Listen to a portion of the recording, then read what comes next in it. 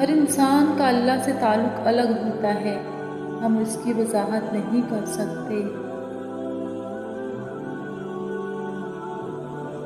दिल दुखाओगे तो कभी चैन नहीं पाओगे।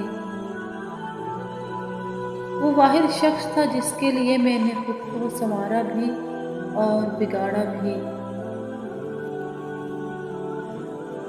दिल छोटे हो जाएं तो बड़े बड़े घरों में भी जगह तंग पड़ जाती है।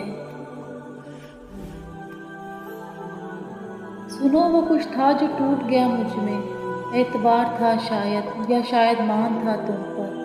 खैर जो भी था अब नहीं रहा।